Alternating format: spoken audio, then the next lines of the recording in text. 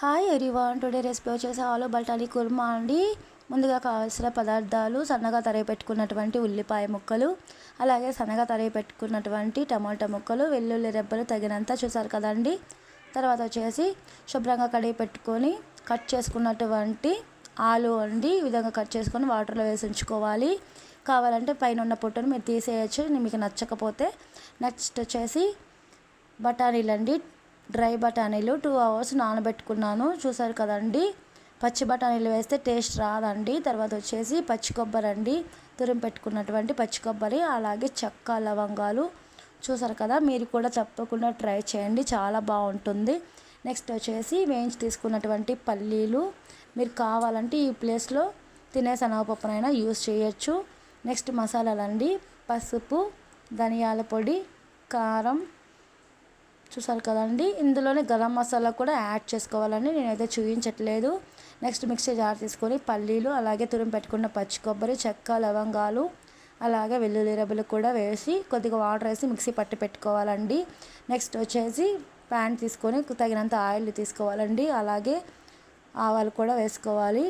ఆవాలు చిటపటలాడిన తర్వాత కొద్దిగా కరివేపాకు కూడా యాడ్ చేసుకోవాలండి. నెక్స్ట్ వచ్చేసి మనం కట్ చేసి పెట్టుకున్నటువంటి ఉల్లిపాయ ముక్కలు కూడా యాడ్ చేసుకోవాలి. ఈ విధంగా మొత్తం యాడ్ చేసుకున్న తర్వాత బాగా ఫ్రై చేసుకోవాలండి. పూరి కానివ్వండి, రైస్ దోసకు కానివ్వండి, మంచి కాంబినేషన్ అండి. తప్పకుండా ట్రై చేయండి, మీకు కూడా నచ్చుతుంది. నెక్స్ట్ వచ్చేసి కట్ చేసి పెట్టుకున్నటువంటి టమాటా ముక్కలు కూడా యాడ్ చేసుకోవాలండి, చూసారు కదా. ఈ విధంగా యాడ్ చేసుకొని బాగా మగ్గనివ్వాలండి. నెక్స్ట్ వచ్చేసి ఇందులోనే తగినంత సాల్ట్, అలాగే చిటికెడ పసుపు కూడా యాడ్ చేసుకోవాలండి, ఎందుకంటే ఆల్రెడీ మనం పసుపు తీసుకున్నాం కాబట్టి. చూసారు కదా, ఏ వంట చేసినా సరే సాల్ట్, పసుపు అనేది కంపల్సరీ అండి. నెక్స్ట్ వచ్చేసి మనం మిక్సీ జార్లో పట్టి పెట్టుకున్నటువంటి మిశ్రమాన్ని కూడా యాడ్ చేసుకొని పచ్చివాసన పోయేలాగా బాగా కలుపుకోవాలండి.